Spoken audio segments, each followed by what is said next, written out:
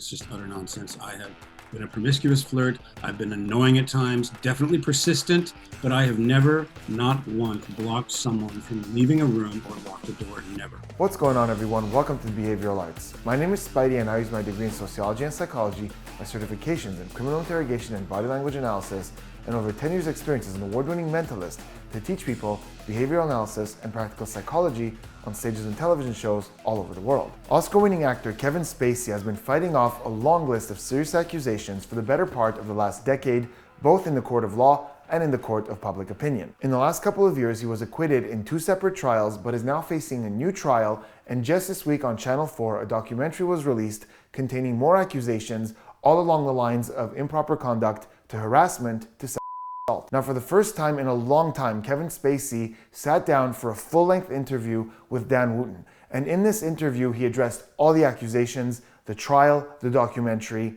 all of it. In this video, we're going to look at his facial expressions, body language, and very importantly, word choice to try to figure out what he's really thinking.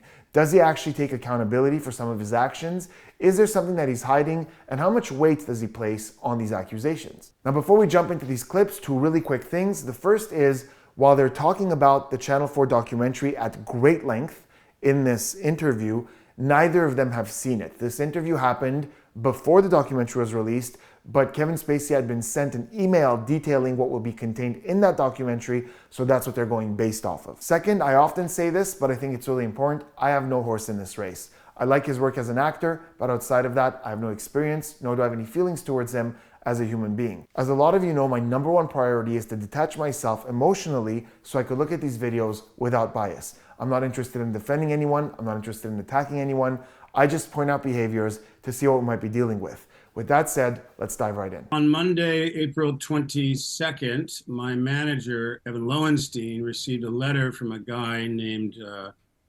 Mike Lerner at Roast Beef Productions, alerting me that, well, I think you have the letter. Maybe it's better if you read it. This is one script I'd rather not read again. Yes, so we will be completely transparent with this. We will put the letter on screen so the viewers can actually see what was put to you if you are happy with that. Oh, absolutely. I've got nothing left to hide.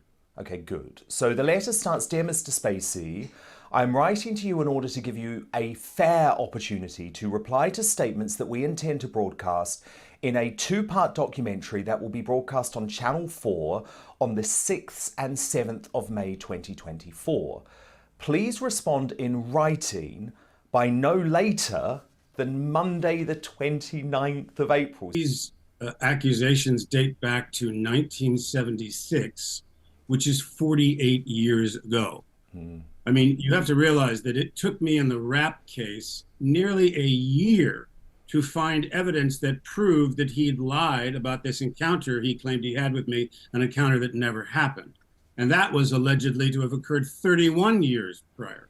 Okay, so I want to start by talking about one of Kevin Spacey's very reliable idiosyncratic behaviors.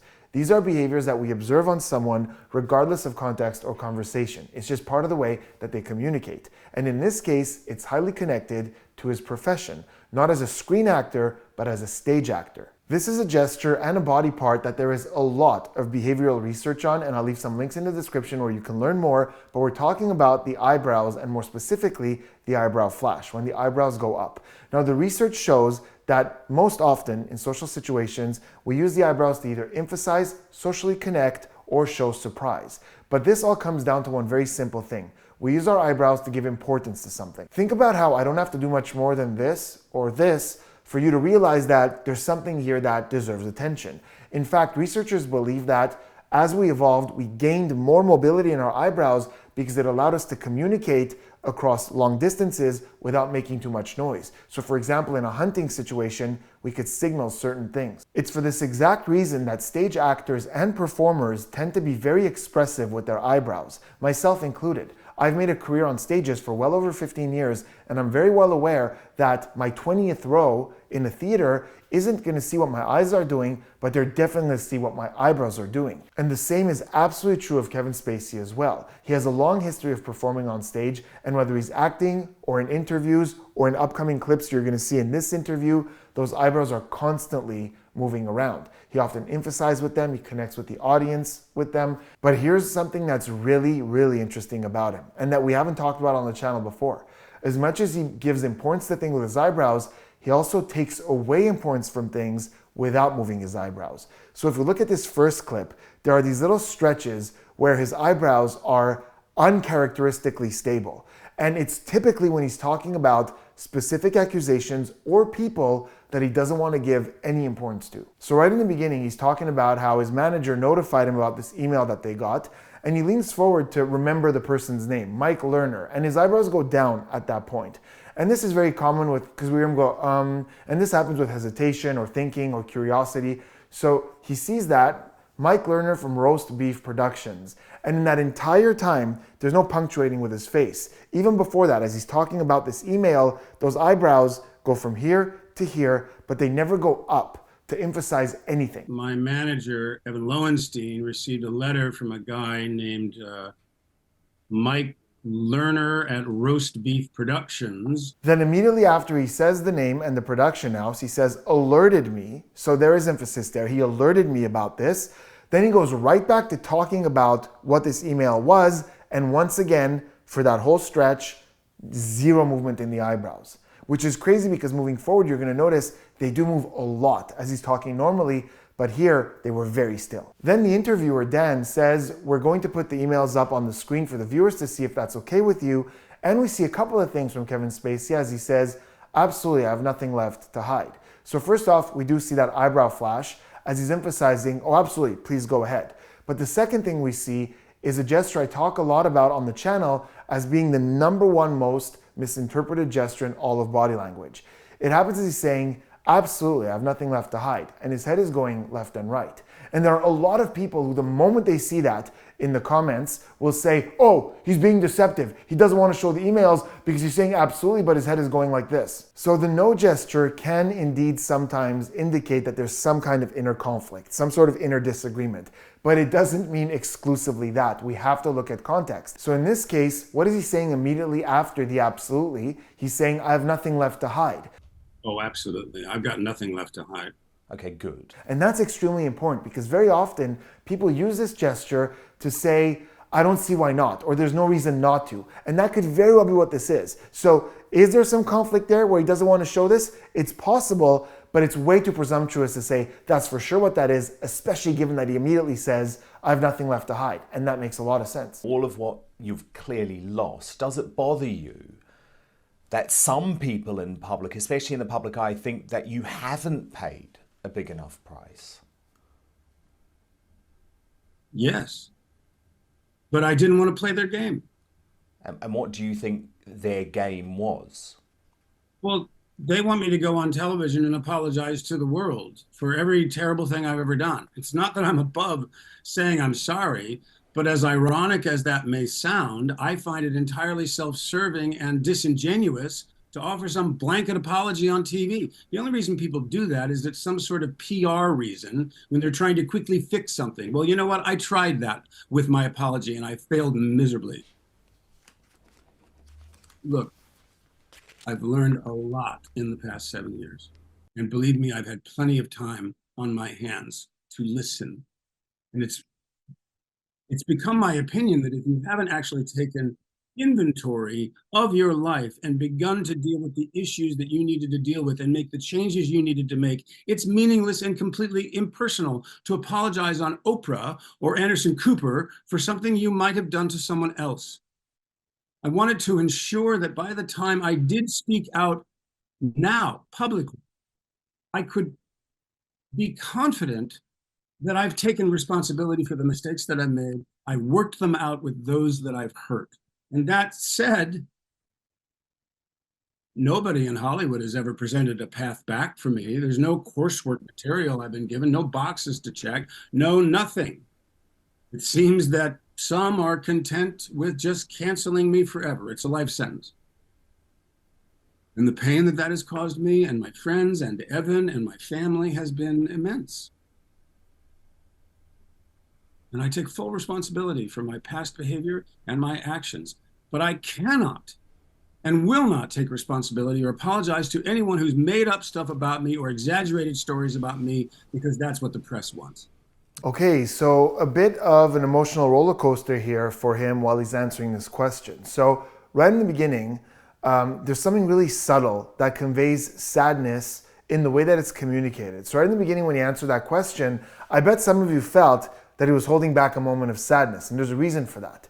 Usually when we're communicating, our illustrators, these are the gestures that we make while we're communicating, are synced up with what we're saying because there's one thought, and as it comes out, the gestures and the speech communicate that at the same time.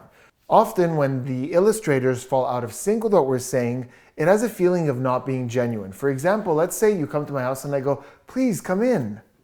And then the gesture comes after I say it, right? So it's two thoughts. It's me saying this and going, okay, now gesture so that they'll come in. So there's something going on there where the thought is being broken up. However, that being said, in sadness, it's quite typical that gestures come out before the words because we're trying to hold back the words because we're aware that we might start crying if we try to talk. So think about how much more sad it feels. Let's say you ask me if I miss someone who's been gone for a while. Look at the difference between me going, yeah, and me going, yeah. Just the fact that a gesture came out first kind of communicates that that thought is there. We're trying to deal with it, and then we're struggling to get that word out. And right in the beginning, that's what we see. As he's being asked if it bothers him that some people out there think that he hasn't paid enough for what he did, we see him start to nod, and he even looks at the camera as he's nodding, and then he goes, yes, after that. So it has a tone of sadness. And then we go to anger. As he's talking about blanket apologies that are non-specific, we see that the eyebrows come down like this, the chin comes down, protecting the vulnerability, which is very common in confrontation. But also notice the upper eyelid. It's open like this as he's glaring at the camera. And this is one of the most important details of the emotion of anger. A lot of people think it's all about the tension and scrunching. It is. But that upper eyelid is really a big indicator. Then when he talks about how he tried that with his apology and I failed miserably, we're going back to that anger tone, but this time he's towards the camera and we're seeing these chin juts, which is something that's, again, very common with confrontation. In fact, we see this in pre-confrontation. When a situation is getting heated, before it gets physical, we see people start talking with these chins jutting towards the person that they're having this interaction with. Then he says, failed miserably, and we see him kind of retreat. We see a flutter in his eyes, which is consistent with processing, trying to either remember something, accessing memory, as he goes back and he looks down here. And he's doing this a lot during moments of thought. And I don't know if it's because he has some notes here that he's looking at, or this is just where he goes to when he needs a second to think about it. But notice how he does that, and then he goes, look. And now he goes right into his next little speech. You know what? I tried that with my apology, and I failed miserably. Look. I think there are certain things that were important for him to say, and here we're getting him kind of reflect as he flutters to remember what it was, and he goes, look, like pause, this is important. And now he goes right into this next part with a lot of those eyebrow flashes. And for a moment there, his anger almost turns into this sassy frustration because he says, believe me, I've had plenty of time on my hands to listen. And he has this kind of snappy, sassy thing going on here. And I think it's just this irritation of like, I've had so much time because my work, because of all this stuff, has gone to zero. So I've had a lot of time on my hands, believe me. And believe me, I've had plenty of time on my hands to listen. And then right at the end, as he talks about the impact that this had on his family and him, we see sadness coming through. So first, we actually see the eyebrows doing something that happened in sadness, which is the inner corners only come up like this. So it's not the whole eyebrow doing this. It's just that inner corner coming up like this. And this is something that's very difficult to fake. Some people could fake it, but it's very difficult to do it. And we also see that chin boss, right? So people mistakenly think that when we're sad, our lips go downwards. They don't. It's the chin that, because of that tension, pushes the bottom lip up to cause that. And we're seeing it happen there. Chin boss, eyebrows, and we even see the eyes getting a little glossy in that moment as he's thinking about the impact all this had. So as we're seeing these emotions being communicated, sadness, anger, frustration, there's a little voice that's difficult to silence in the back of my mind going, is this a really effective actor communicating these emotions this way? Or is this entirely real, or is it a mix of both? Like the emotion is real, but it's hard to shut off that acting experience. In my videos, we very often talk about how actors are not necessarily immune to behavioral analysis because it's not like they're going, okay, now make sure to lower your eyebrows, make sure to clench your jaw, and make sure to get only that one side to scrunch up. Actors are humans. They've been humans longer than they've been actors, so a lot of these subconscious behaviors are still going to leak through. But in communicating emotion like this, actors have certain experiences that would allow them to be more effective. So I'm wondering, is that what's coming through here? So I'm constantly aware that his profession, which he's very good at, could be helping him get some of this stuff across effectively, but I genuinely do believe that he's angry, sad, and frustrated by a lot of what's happening here. And I do encourage you guys to go watch the entire interview. It was so difficult for me to cut out clips because there's so much happening throughout the entire thing. And I do think that you will also see that there's quite a bit of real emotion coming through in certain parts. And this doesn't speak to innocence or guilt, by the way. Both innocent and guilty people have the capacity to feel angry by accusations. And this goes back to how much I really get irritated by polarized thinking, because a lot of people who have decided someone's guilty will go, no, of course the emotions are fake, they're a liar, they lie about everything. But even guilty people have emotions at times. But as someone who does understand PR and how to effectively communicate with an audience, what he's saying here is really interesting. So he's talking about how he doesn't want to offer this blanket, disingenuous apology, that he actually needs the time to reflect about the accusations. And if he's going to apologize, make sure it's sincere, make sure it's real, and that he has something to apologize for. So this creates a plus and a minus. The plus is that in saying he needs time to think about these accusations before presenting a denial or an apology, it gives more weight to his response. Like he sat down and thought about these accusations, as opposed to just giving this knee-jerk apology, I'm sorry for my behavior back then. The minus is that there's a little bit of an element here of showing his hand. What I mean by that is this.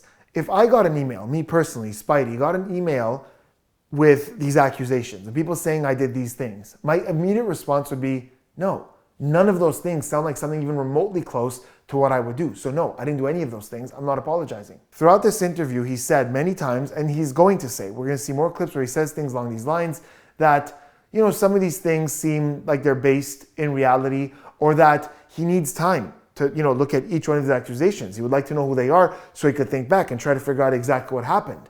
But that leaves an opening, a possibility that some of these things aren't all made up and all lies, like the trial for which he was found innocent, where a lot of it was straight up lies. But the reason I say this is a negative is because a lot of people out there don't understand nuance, don't understand that it's possible for someone to say, yes, I did these things, I'm not happy about it, I'm not proud of it, but I definitely didn't do these things. Some people will see that opening and go, oh, I knew it, he's guilty of everything, and just everything gets thrown at this one polarized opinion that he's guilty of absolutely everything. Okay, so now we have his baseline a little bit. We see how he feels towards his accusations, but we're going to move on and look at specific accusations from that email that we're going to air on the Channel 4 documentary and his specific response to them. And there's a lot of great stuff, but before we look at those, do me a huge favor, hit that subscribe button, turn those notifications on for more behavioral analysis and practical psychology content.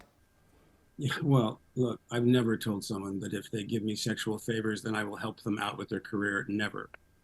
And people have testified before, and I'm sure we'll hear it again, that I've clearly hooked up with, you know, some men who thought they might get ahead in their careers by having a relationship with me.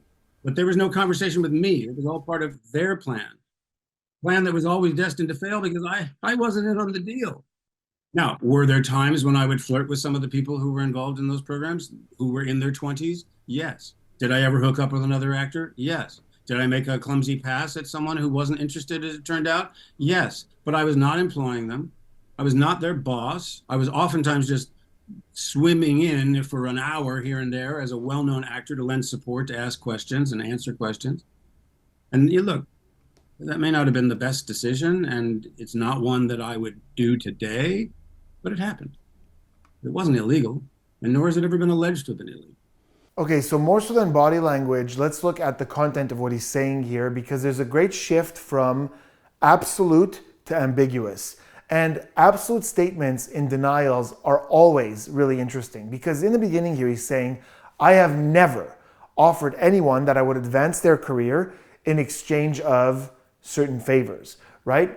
Never. He says it twice, in the beginning and at the end, never. Now, absolute denials like that are a lot more comforting than denials along the lines of, I wouldn't do that. I don't remember that. That's not something I would do. I don't think I did that. We call these weak denials. But an absolute, I have never done that, is a lot more comforting and confident.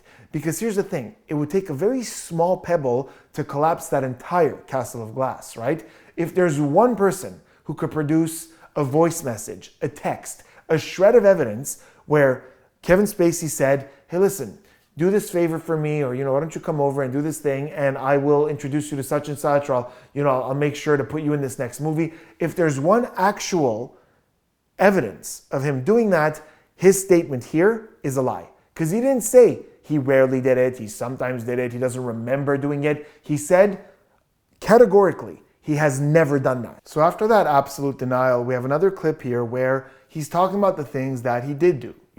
Did I date other actors? Yes. Did I clumsily hit on people? Yes. And it was often, I came in, I wasn't their boss, I came in to lecture or, come in as an actor. And he's talking about how he did certain things that he's not proud of, maybe he wouldn't do now, but those things happened, none of which were illegal. And there's two ways to look at this. One way is to look at it and go, okay, well, he's taking accountability for things he did. And we're going to get quite a bit more of that. But he's taking accountability. He's saying, okay, I did these things, but none of those were illegal. Another way to look at it is something interrogators call being overly specific during a denial. And sometimes with guilty people, this is something that they do to go, okay, I did these things, but I didn't do this other big thing. And it's a way to throw you off the scent, to go, look, I'm being honest here. I'm telling you that I did these things, therefore, I must be being honest about this as well. So for example, somebody might go, look, I did trespass. I'll be totally honest with you guys on that one, but I didn't steal anything. I left minutes later. And this is very common in interrogations. It's a way for the person to feel like they're getting truth credits to throw you off the scent. There's no way for me to tell you which of those two things it is. There isn't like there's a checklist of things to look for to know if this is actual accountability or if it's someone trying to give you a little bit of truth for you to trust them. There's no way for me to tell you that. I can tell you that in this moment, his blink rate is really high, but that's not very off baseline. Throughout this entire interview, his blink rate is very high, and that's normal. This is a stressful topic. I can also tell that there's a lot of rocking in that chair, but again, that's happening a lot throughout the interview, more in stressful moments. But here's the thing, whether this is truthful or deceptive, it's stressful for him to talk about these behaviors. So there really isn't much for me to go on to know that, but it's interesting to know it can be accountability, or it could be him saying, look, I did those things, for us to be like, okay, we totally believe you didn't do those other things. In the documentary, we will hear from a man, contributor 3, who you met in 1998 in the Viper Room on Sunset Boulevard, and then went with you to a party at a private residence with several other people. He said that you began the evening having a great conversation about his career, and he got the impression that you were going to take him under your wing in the industry. I don't recall this, and so I can't deny that I could have met someone at the Viper Room and had what they thought was a great conversation. But I do find it interesting that I'm being told that he got the impression that I was going to take him under my wing. I mean, how is it okay for others to get the impression that I'm going to do something for them, but if I get the impression they want to do something with me, might be up for it, I'm the guy who's out of line? I have to say that one of the most challenging aspects of the allegations that have come out against me is that they include countless accounts of people saying that they assumed or they got the impression or they believed or they hoped or they planned that I, knowing me, being in a relationship with me, would help them fast track their career. Whereas I would argue that it's common to ask for help from those who are more successful in your industry. Well, yeah, of course it is. But when you're in my position, it's hard to know who's interested in you just for you as a person versus who wants to use you to climb up the ladder. Do you think that might be because many guys knew that you were gay? It was a bit of an open secret in the industry, and they knew that you might find them attractive, so they opted to flirt with you in exchange for some hopeful outcome that maybe would benefit them? It really hurts to think so, but yes, probably. Yeah.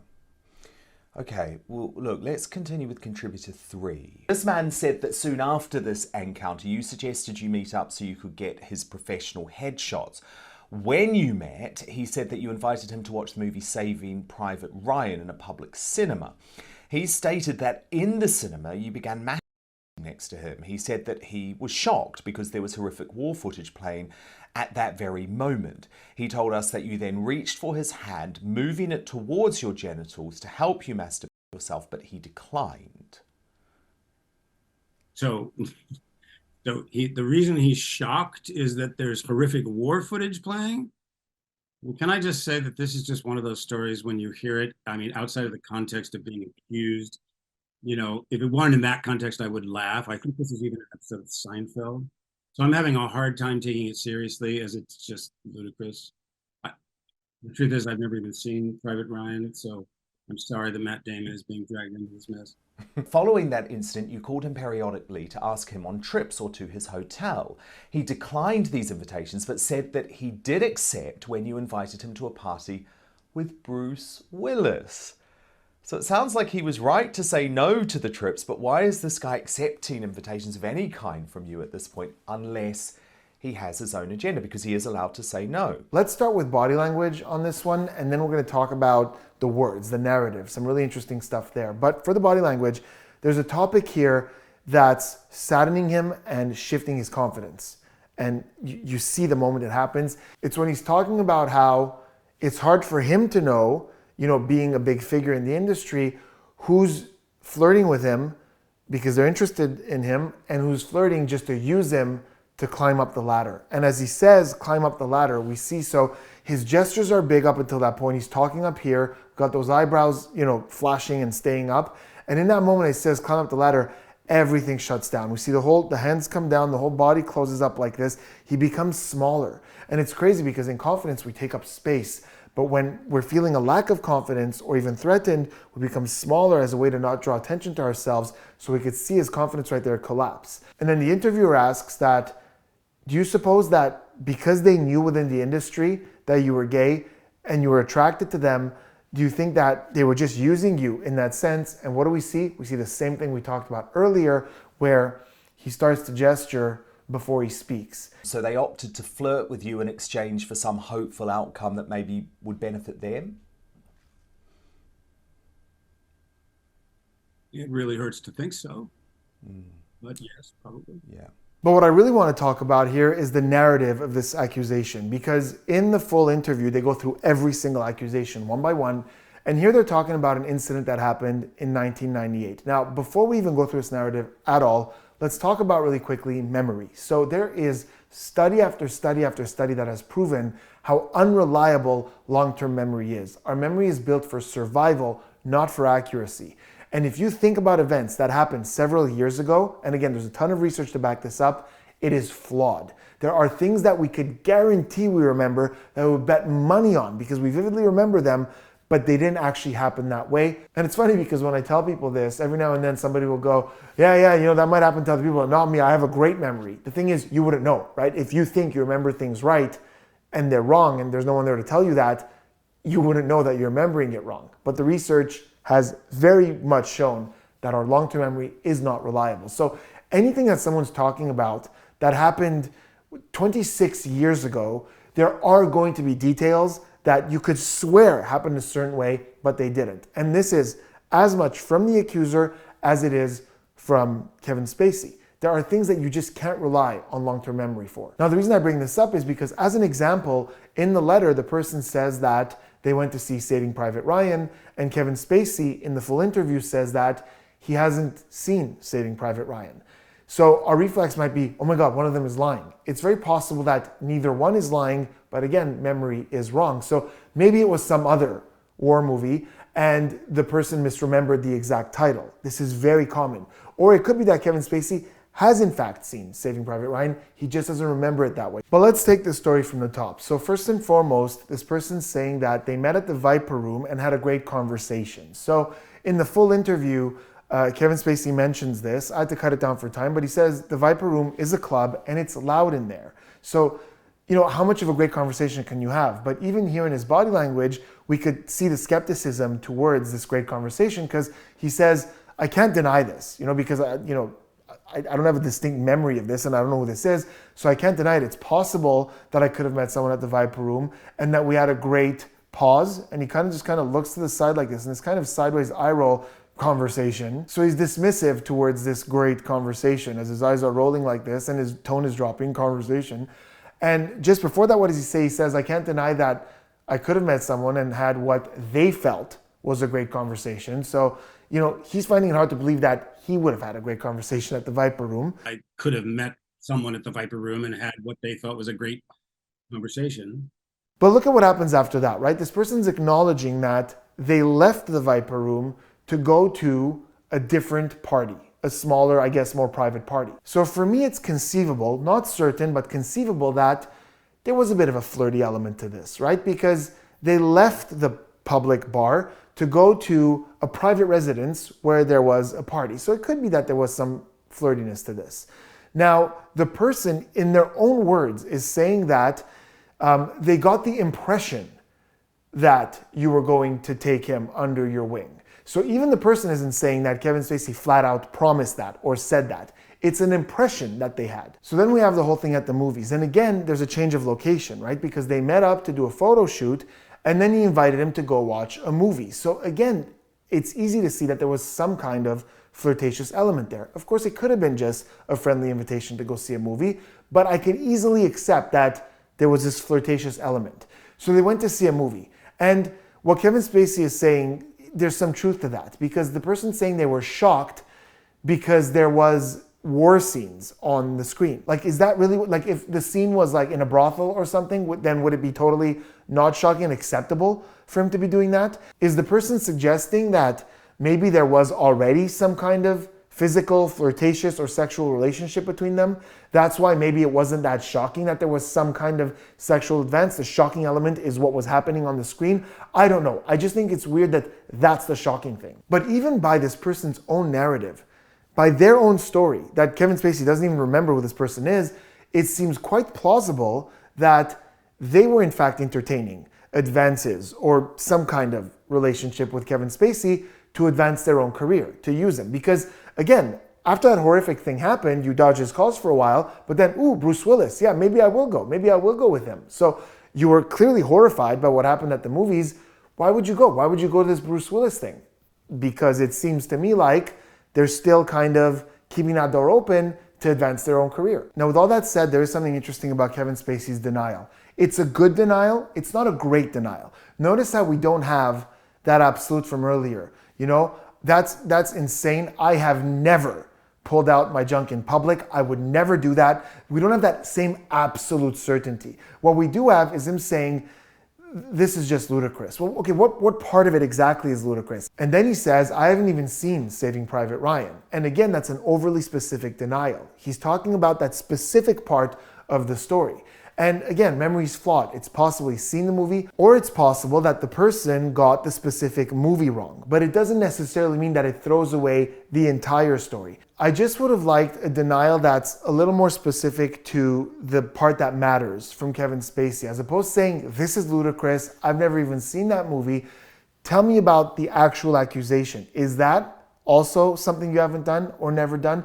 Especially because throughout this interview, there are certain times where he's admitting that there are certain things he did that were out of line that he wouldn't do today. So specifically in that case, what exactly is ludicrous?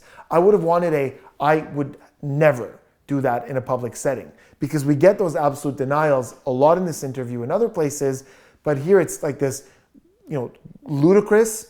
I've never even seen that movie. So yeah, for me, a lot of back and forth on this specific one, because on the one hand, we don't have the ideal denial, but it's not a perfect world. You're not always going to get exactly what you're looking for, but we have this kind of all-encompassing, that's ludicrous, and then focusing on the movie. But then on the other hand, we have someone who clearly wasn't that horrified, because then, eventually they accepted to go to another event with this person. And it's in this really weird and sensitive gray area, because if the truth is a little bit closer to one side, then there isn't much to this story. It seems like some unwelcomed flirting and someone who kind of entertained it to advance their career.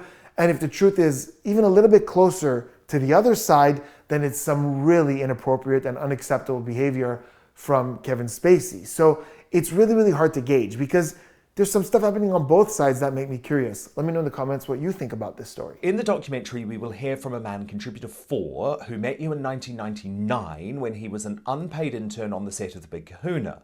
He told us that early during the shoot, you asked him to your dressing room to run lines. He felt like it was a dream come true. But by the second week, he stated that you were less interested in running lines and asked him to give him shoulder massages instead, which he agreed to do. He told us that during these massages, you were trying to engage in sexual activity with him, such as placing his hand on your genital area or you touching his genital area, both of which he declined. Well, I have to say that this guy's story strikes me as much more in keeping with something that I might have done. Okay. I mean, I'm not proud he was an intern if it was, but at least this guy tells a story of us getting to know each other over a period of time, maybe a week or more, and that I after he gave me a massage, or if he could give me one, I'm not quite sure what's being implied there, but then slowly progressing toward his private area or inviting him to touch mine. So, yeah, I can accept the plausibility of this so far. Okay, something really important here that's going to go back and fill in some important blanks from earlier.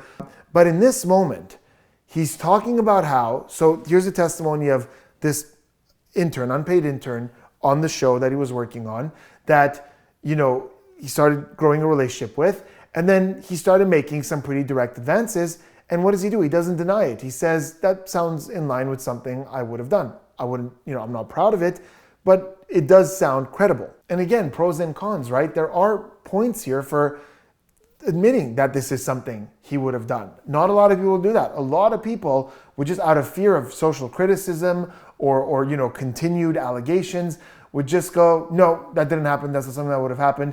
But he's actually going, yeah, look, that it's not something I'm proud of, but it's something that is along the lines of something I would have done. Knowing very well that it's wrong. Knowing very well that it opens him up to lawsuits or breach of contracts or sexual harassment in the workplace. But for me, there's a massive, massive point that we have to talk about, because it's going to clarify a few things from earlier, right? Because here he's acknowledging that it's along the lines of something he would have done. It's possible that he's been talking to someone for a little while, maybe he thinks it's a little flirty, and it's plausible to think that he would have put his hands on that person's genitals or put that person's hand on his genitals. It's plausible, right?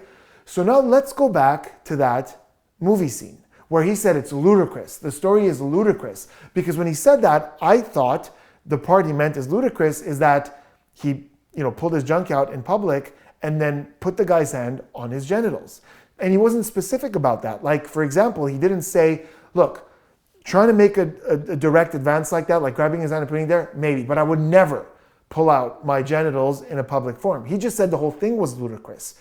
But now he's saying that it's possible that this is something he does, that, you know, he grabs someone's hands and puts it there. So to me, I want to go back to the movies and go, okay, well, why was that so ludicrous? If this is plausible, is it that it was in a public setting? Is it the fact that they're alleging that you exposed yourself before that moment? Because it seems like these direct advances are something that you're acknowledging you did, especially with someone that there was a bit of a relationship. You met at a club, you went to a party, you did this photo shoot. So it's not that different. He stated that you put your arm in front of the door of the room and locked it. Yeah, that's such an outright lie. I'm sorry, I have heard things like this before, and it's just utter nonsense. I have been a promiscuous flirt. I've been annoying at times, definitely persistent, but I have never, not once, blocked someone from leaving a room or locked a door. Never. I even cried once to try to keep somebody in the room, but I've never put my arm in front of the door or locked it. This person described. I mean, people might say that's quite a convenient thing for you to say. Yeah, well, I'm not the one hiding behind anonymity. So do you think these people were paid to tell their story for this Channel 4 documentary? Well, I don't think it's a baseless allegation to suggest it's likely, but perhaps Channel 4 will be willing to clarify. So here we're getting two more puzzle pieces that for me are going to really help me understand how he processes things, how he thinks. So the first one is another absolute denial. Like, very powerful. He's going, I'm sorry, it's nonsense. I have never blocked anyone from leaving a room. So again, when there are things that he knows is not at all part of his behavior, we get absolute statements. Like, I've never blocked someone from leaving the room. I've never offered to exchange advancing someone's career for favors. He's very clear about those things. He doesn't need time to go back and think. So when there are other things that I'm not getting this kind of denial, or he's saying, I need to go back and think a little bit, it might leave room for the possibility that there might be some reality to those things. I know I keep going back to that stupid movie theater, but where was this absolute denial there? To say there have been times where I've been a little direct, maybe I got a little too physical, a little too fast, but I would never, ever pull out my genitals in a movie theater like that. Like, why is it that with certain things we're getting that very clear denial, but in that case it was like, this is ludicrous. I've never even seen that movie. Even when certain elements of it you've said might be plausible. I'm having a hard time with that. And then in the second part of this clip, he's being asked by the interviewer, do you think that these individuals are being paid by Channel 4 to, bring these accusations out, to come out with these stories? And look at his answer.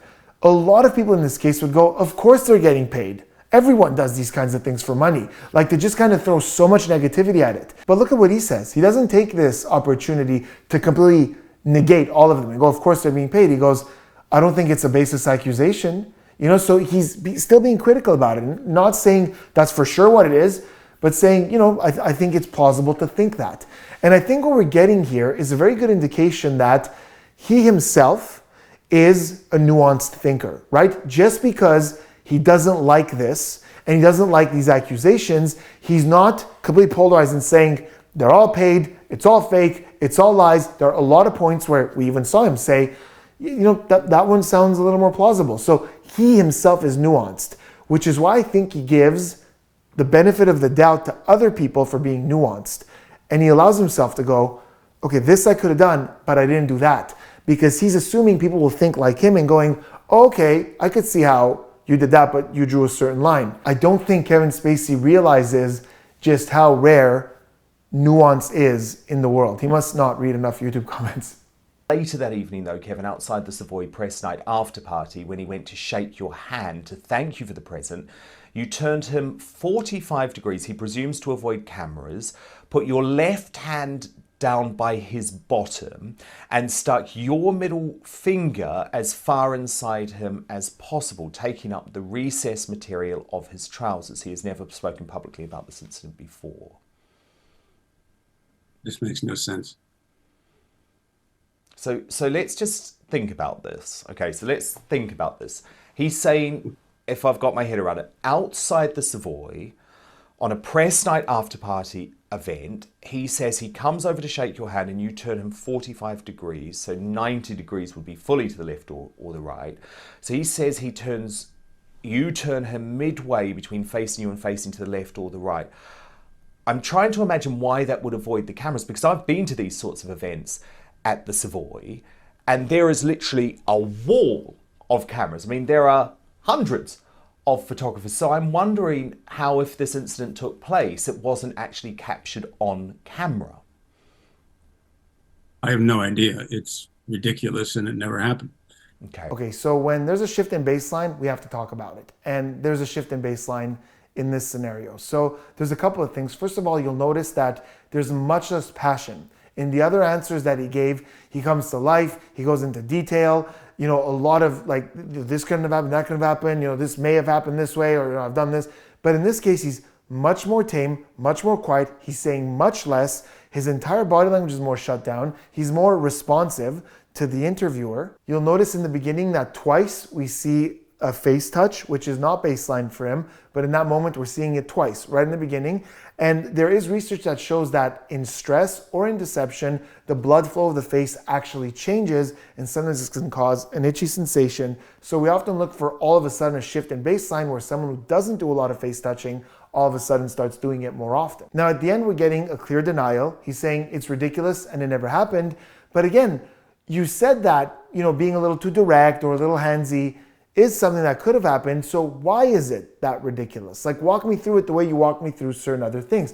It's weird how quiet he is with this one. And by the way, this is a more recent event, so it's likely that he's very well aware of who this person is. And in the documentary, it was revealed who this person is. It's an actor by the name of Rory Cannon. So it's possible that a lot of this silence and less movement and the eyes dancing around is him trying to remember specifically what happened that night, because there's enough detail here for him to know exactly who this is. But also, if you think about it, this one doesn't line up so much with the MO that he said, it's possible that certain things could have happened that way. Because it seems like typically a lot of these accusations say that for a while there's a lot of flirt and he gets them privately and he might make a direct approach. In this one, it looks like surrounded by cameras in a public setting, he went and just, did something really, really inappropriate that would get him in a lot of trouble. There isn't much more of an accusation than just this one moment, which was apparently in a very public space. So I could definitely see this being that there was this weird moment where something happened and the guy misinterpreted what happened or thought he felt something and he's not entirely sure. Or it could be that Kevin Spacey did this really weird thing in this moment that doesn't seem to line up with a lot of the other accusations and the things that he's flat out said. Yeah, that's possible. Okay, so listen, I think it's very obvious that I've had a lot of back and forths with this one because I want to consider everything all over the map. So one thing is that there seems to be a lot of people who are accusing him of more or less the same thing. A lot of flirting, being very direct, and making physical moves that are inappropriate. Furthermore, he's acknowledging that this is something along the lines of what he would have done. He said that more than once. So what do I think? I think that these accusations are not, as an entirety, baseless, because they all have a lot of themes in common that he admit to, but that's different from the trial. The trial for which he was found innocent with Anthony Rapp, it turned out that Anthony was lying about a lot of stuff, and also he was a minor at the time. So that is a massive accusation. That didn't happen. That was proven. But in this case, it seems like he had a very direct method of flirting, which he admitted to, and at times it got a little too much and made people a little too uncomfortable. And it seems like he's drawing a very firm line and saying, I may have done this, but I never offered to exchange favors for advancing a career. I never blocked someone from leaving a room. And there are certain stories that are the most exaggerated ones that he's saying at the very least are ludicrous and that they didn't happen. So he's saying that he did such and such thing, but there's a line that he never crossed. And to that I say that line is different for each individual person. So at the very least, I don't think this is a case where we could look at all these stories and say they're all baseless, nothing like this happened. Now, are these stories exactly true as is, or are they being greatly exaggerated for effect and dramatic news stories? I can't tell you, but at the very least, I think there's some truth to these stories. But I also believe in innocent until proven guilty. And there were 2 trials where he was found innocent. But it's also important to mention that there was another judgment outside of court where he ended up owing the production house of House of Cards $31 million, which he negotiated down to $1 million. And this was for inappropriate sexual misconduct on the set of the show. So, settlement there, not guilty in the other cases, accusations coming in. There's a lot of moving parts and a lot of gray areas.